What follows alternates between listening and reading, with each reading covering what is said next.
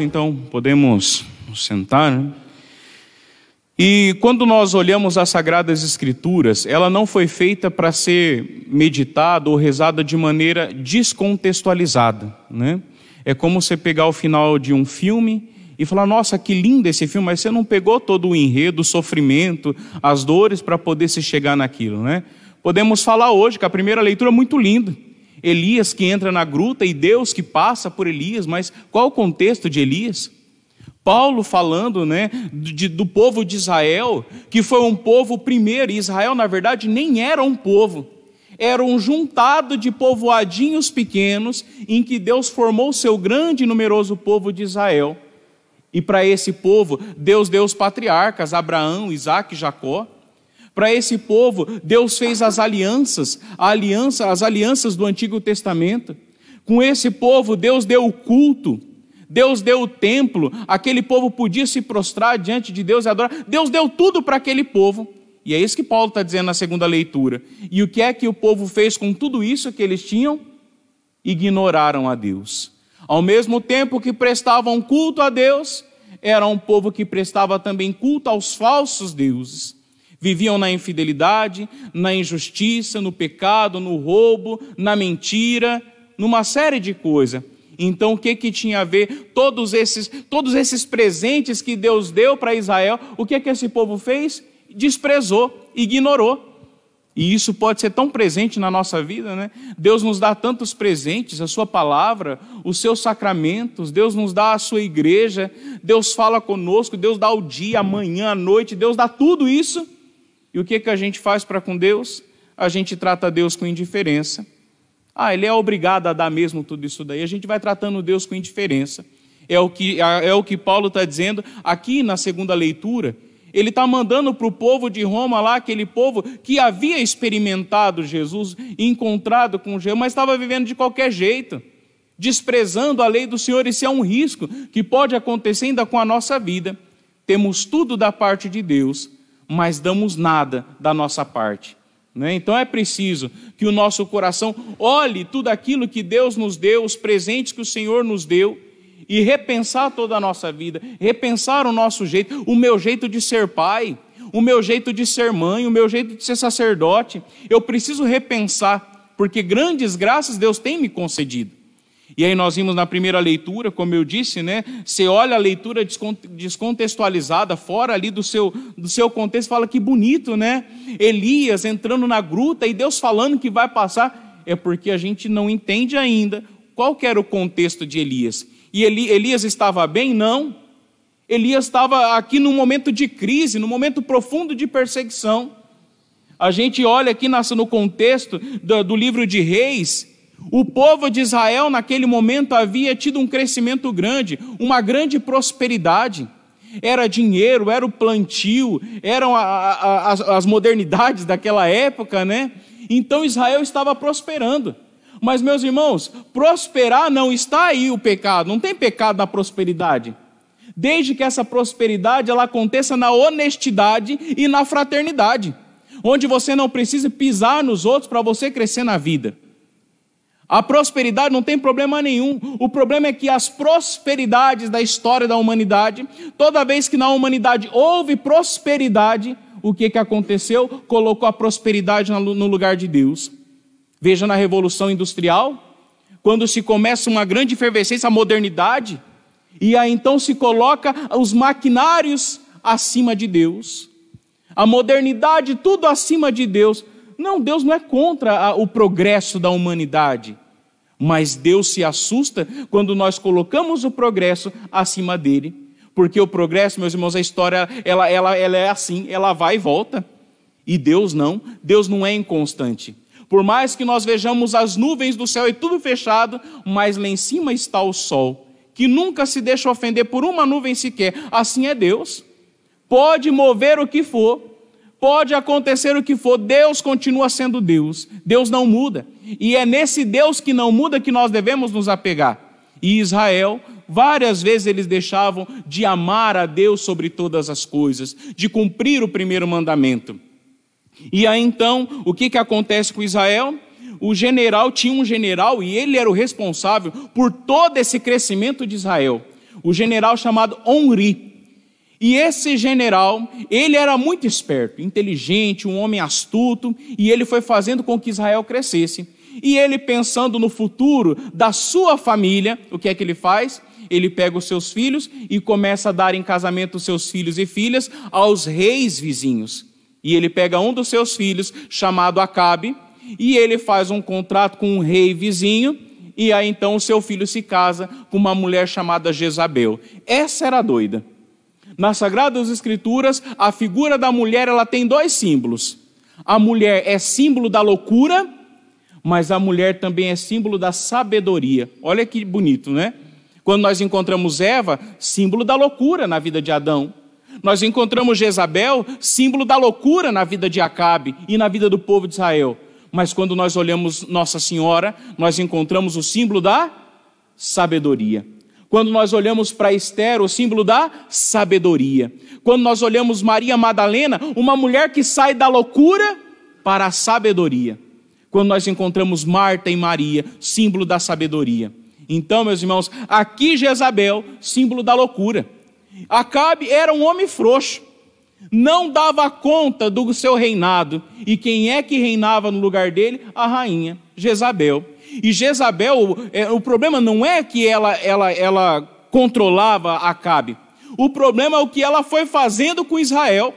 Ela foi fazendo com que o seu esposo aceitasse todo tipo de tranqueira e porcaria que tinha nos outros povos. Ela fez com que Acabe aceitasse dentro de Israel.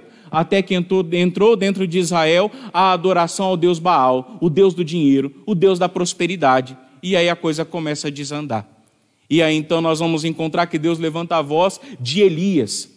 Elias, um homem corajoso, um homem forte nas palavras, a tal ponto que quando ele está para ser levado para o céu, Eliseu, que era o seu discípulo, disse: mas pai Elias, dá-me a porção dobrada da tua coragem, dá-me a porção dobrada do teu espírito.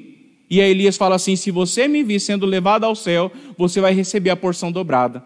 E de repente vem a carruagem de fogo, leva Elias, cai o manto sobre Eliseu, e Eliseu precisa passar um rio, bate o manto de Elias e o rio se abre e Eliseu passa. Para dizer a força que tinha esse homem, o grande profeta. Um grande profeta, representa o maior profeta do Antigo Testamento. Porém, meus irmãos, esse profeta que um dia desafiou, veja, era um profeta de Deus. A conta de Deus não é como a nossa, né? Eram mais de 400 profetas de Baal e só um de Deus. Pelas contas, a gente pensa, quem que é o mais forte? Os 400 profetas de Baal, pela nossa conta. Porque eram 400. Agora, quando se fala do profeta de Deus, era um só. Mas a conta de Deus sempre é diferente da nossa. E diz que passaram, Elias lança um desafio, e aí vão para o monte, preparam um altar, colocam a oferenda naquele altar, e aí então Elias fala: pode vocês começar primeiro o culto ao Deus Baal, ao Deus de vocês. E se esse Deus de vocês mandar o fogo sobre essa oferenda, eu me curvarei sobre o Deus de vocês. E aqueles homens começaram a louvar ao Deus Baal, começaram a suplicar ao Deus Baal e nada, e foi passando as horas e aqueles homens naquela gritaria, e nada de que o Deus Baal mandasse do céu um fogo para poder queimar aquela oferenda. E aí Elias começa com o seu sarcasmo: fala mais alto, grita mais alto, talvez o Deus de vocês está dormindo. Grita mais alto, talvez o Deus de vocês está de férias, grita para ele. E aqueles homens começaram a se chicotear, e o sangue começou a escorrer, e nada do Deus Baal mandar fogo. Por que o Deus Baal não respondia àquele povo, gente? Porque não existe, só por isso, porque não existe. E aí então chegou a vez de Elias, e Elias faz uma oração a Deus e pedindo: Senhor, manifesta o teu poder aqui. E Elias mal começou a rezar, veio um fogo do céu, queimou a oferta, o animal ali que já estava morto, queimou a oferta, queimou a lenha e queimou as pedras. E aí então depois Elias mata os 400 e poucos profetas de Baal.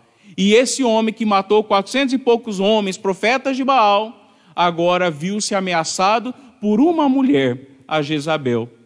E Elias teve medo. Olha que estranho, né? Enfrentou tantos homens e teve medo de uma mulher, Jezabel. Ele sabia o quanto ela era poderosa. E ele sabia o quanto ela era maldosa. e Elias foge. É o contexto da leitura. Ele foge para uma gruta. E lá na gruta, Deus fala, Elias, sai na porta da gruta, e eu lhe falarei, e eu passarei por aí. E aí então diz que veio o terremoto, quebrando ali, desmontando as montanhas, veio o fogo, veio o trovão, e Elias percebeu que Deus não estava ali. Mas de repente veio uma brisa leve, e Elias cobre o seu rosto porque Deus passou. Então, meus irmãos, no meio das agitações da nossa vida, quem é o Deus que nunca falha? É o Deus verdadeiro, o Deus do povo de Israel, um Deus tão desprezado. E a mesma coisa, esse Deus que passou pela vida de Elias, no momento da sua crise, em que Elias experimentou profundamente a Deus, é o mesmo Deus que um dia andou sobre as ondas do mar, agitado, escuro, os ventos contrários, é o mesmo que entrou na vida dos discípulos, é o mesmo que também quando as ondas estão agitadas, quando tudo está escuro em nossa vida, é o mesmo Deus que se apresenta, é o mesmo Deus que chega até nós, é o Deus que não nos abandonou. Aquele Deus que no começo do livro do Gênesis disse para nós, eu vi o sofrimento do meu povo, eu ouvi o seu clamor, eu ouvi o seu choro, eu desci. É o Deus que desceu para permanecer conosco. É o Deus que está aí, meus irmãos, nas nossas tribulações, para nos socorrer. E como eu disse semana passada, os deuses falsos não resistem ao deserto. Os deuses falsos, eles não resistem à dificuldade, eles fogem todos. Veja que no pior momento da nossa vida, qual dos deuses desse mundo, qual prazer que resiste, qual dinheiro que resiste, some tudo, não fica mais nada. Agora, o Deus verdadeiro, esse permanece. Nos piores momentos da nossa vida, esse permanece. E aqui nós vimos no evangelho de hoje, então, diz que Jesus depois, semana passada, fez a multiplicação dos pães, né? E não diz que cada um trouxe da sua sacolinha, não. Multiplicação mesmo. Deus pode fazer. E ali então, Deus, depois de ter multiplicado os pães, ali Jesus então começa a despedir as multidões e pede para os discípulos, pega o barco e vai lá para o outro lado, atravessa o mar, lá depois a gente se encontra. Jesus despediu as multidões, Jesus sobe para fazer a sua oração. Jesus, que é a oração? É diálogo. Jesus subiu ao monte para orar, foi fazer o quê? Dialogar com o Pai. E depois então, diz que por volta das 3 da manhã, o horário da noite, da escuridão mais tensa, né? Mais densa, aliás, ali então às 3 horas da manhã, o vento era contrário, a barquinha estava sendo agitada pelas ondas, e aí então, de repente, às 3 horas da manhã, Jesus chega. Então, gente, não fique pensando bobagem que às 3 horas da manhã é o horário contrário à hora da cruz, que é o horário de Satanás, não tem nada a ver. Né? O horário é para dizer assim que o nosso Deus é um Deus presente a todo tempo na nossa vida, a todo tempo.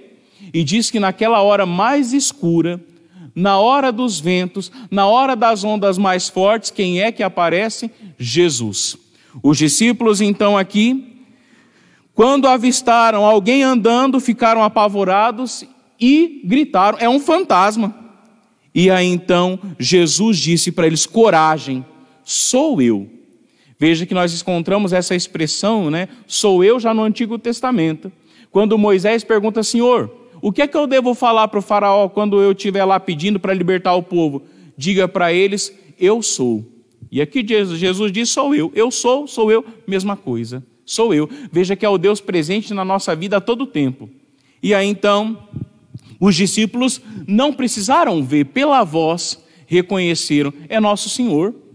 Pela voz reconheceram, é Jesus. Por mais que nós não estamos vendo, mas sabemos que Ele está aqui. E Pedro, que sempre foi o mais afoito, né? Ele pergunta, Senhor, se és tu, manda-me ir ao teu encontro caminhando sobre as águas. Olha a ousadia de Pedro. Pedro sempre foi assim, mais afoito. E Jesus respondeu, vem. Pedro desceu da barca e começou a andar sobre a água, em direção a Jesus. Então veja, ele ouviu a voz do Senhor e ele estava sendo guiado por essa voz. Ele estava sendo guiado pela voz de Jesus. Mas de repente, quando sentiu o vento, ficou com medo e, começando a afundar, gritou: Senhor, salva-me. Veja que até o momento em que Pedro estava com o seu olhar mirado em Jesus, quando tinha o seu ouvido ligado à voz de Jesus, ele estava caminhando bem sobre o mar. Mas de repente, quando ele olha para si mesmo, quando ele deixa de olhar para Jesus e olha para si mesmo, é quando ele começa a afundar. Na nossa vida também é assim. Todas as vezes, quando também deixamos de olhar para o Senhor e começamos a olhar para nós mesmos, nós começamos a afundar. Quantas vezes a gente olha, nós olhamos para nós mesmos e a gente pensa: eu não consigo lutar contra os meus pecados, eu não consigo lutar contra as minhas infidelidades, eu não consigo. A gente olha para o barro que nós somos e a gente vê que a gente não vai muito longe. Mas nós precisamos deixar de olhar para nós e olhar para Jesus. Perceber, claro, reconhecer esse vaso de barro, essa fraqueza que nós somos, mas entregar na mão de Jesus e dizer: Jesus, faz alguma coisa, e olhar para Ele. É olhando para Jesus, é confiando nele, que nós vamos conseguir superar as nossas dores, superar as nossas dificuldades. Mas Pedro resolveu olhar para si mesmo, sentiu o vento, e é quando então começa ali a afundar, e ele grita para o Senhor: Senhor, salva-me. Claro que aqui é cheio de significado. O mar significa a morada do mal, significa o mal. Ou seja, o mar aqui onde eles estão, quer dizer, estão navegando em cima do mal. A barca simboliza a igreja, os discípulos simbolizam nós todos, e Jesus é Ele mesmo a todo tempo. É Ele que olha quando o nosso barquinho está navegando no meio desse mal, dessa maldade, desse mundo. É Ele que a todo tempo se apresenta. E Jesus ali, ele podia ter primeiro parado o vento, parado as ondas. Não, primeiro o que ele fez? Ele salvou Pedro. Senhor, socorre-me. E ali não fala, o evangelho não fala. E aqui, meus irmãos, talvez alguém vai dizer: não, mas talvez isso aqui nem existiu, foi só uma catequese de São Mateus para poder falar para as pessoas que Jesus é aquele que chega no pior momento e nos salva. Não. Aqui, meus irmãos, nós vamos encontrar em Mateus, em Lucas e em João, nós vamos encontrar o relato dessa situação que os discípulos passaram. Então, ou seja, se teve mais evangelistas que escreveram isso aqui, é porque de fato aconteceu. Mas, meus irmãos, Jesus orava. Jesus lá no monte rezava pelos discípulos que estavam lá na barquinha. Na ação ali de Jesus em tirar Pedro das águas, com certeza Jesus também pensava em mim e em você. Toda a ação de Jesus não é uma ação isolada. Quando Jesus lá ressuscita Talita, e ele diz: Talita cum, Talita, levanta. Ele não está pensando só naquela menina para ressuscitar aquela menina. Ele pensa em mim e em você, que quantas vezes estamos mortos também. Quando ressuscitou Lázaro, quando tocou no caixão daquele menino que estava saindo lá com a sua mãe chorando. Jesus ressuscitou 3 pessoas lá, mas ele estava pensando na minha e na tua ressurreição, porque ele veio para nos dar uma vida nova. Quando Jesus cura um cego, é para dizer, curou tão poucos, mas para dizer o ato de Jesus é um ato eterno. Ele também quer curar a minha e a tua cegueira, quer nos devolver a luz. Então Jesus, quando tira Pedro, já que estava afundando, ele também quer tirar a mim e a você, que muitas vezes começamos a afundar nos nossos egoísmos, nas nossas justificativas, nas nossas mentiras, nos nossos pecados. E não fala que Pedro, eu não achei, nesse evangelho aqui, não fala que Pedro levantou a mão. Eu imagino que Jesus deva ter pego por aqui para Pedro levantado. Porque meus irmãos, quando nós estamos no profundo do nosso pecado, a gente é como se tivesse amarrado pelas mãos e pelos pés, amarrado por inteiro. E Jesus puxa Pedro, ele puxa Pedro. E depois que entra na barca com Pedro, é que então tudo se acalma. Jesus veio até nós, pelo ventre de Maria, subiu, depois da sua morte e ressurreição, subiu à ascensão, subir ao monte, e Jesus irá voltar. E Jesus vai voltar. Nós perdemos a espiritualidade do Maranatá. Maranatá é aquela expressão do Apocalipse, né? Vem, Senhor Jesus. E toda a missa a gente pede para o Senhor vem. Logo depois da consagração, perceba o que nós vamos dizer: vinde, Senhor Jesus. O vinde, nós estamos pedindo para o Senhor voltar. Nós estamos pedindo. E, meus irmãos, claro, a Sagrada Escritura nos mostra que, claro, a vinda do Senhor vai ser precedida por um grande sofrimento, mas por uma grande purificação, onde o Senhor vai levantar a santidade na igreja. O Senhor não quer uma igreja de qualquer jeito. O Senhor não quer uma igreja inchada. O Senhor quer uma igreja forte, uma igreja robusta. Não é a quantidade, mas a qualidade dos que pertencem a essa igreja. Então, aqui Jesus, quando ele volta, ele vai devolver para nós então a paz, quando ele entra na barca da igreja. E nós precisamos entender, dentro da barquinha da minha família, Deus não pode ficar de fora. Dentro da barquinha do meu sacerdócio, Jesus não pode ficar de fora. Dentro da barca das nossas pastorais, da nossa paróquia, Deus não pode ficar de fora. Deus não pode. Porque nós possamos hoje entender, Jesus precisa estar na minha barca. E quantas vezes, meus irmãos, nós entramos em desespero e achamos que Deus está longe de nós? Não, Ele está aí. Mesmo quando a gente não enxerga, mesmo quando a gente não vê, Deus está aí. Que hoje possamos olhar para Pedro e ver que nós também muitas vezes afundamos, mas o único que pode nos salvar e nos tirar é Jesus. Basta voltar o nosso olhar para Ele e o nosso coração para Ele. Louvado seja nosso Senhor Jesus Cristo.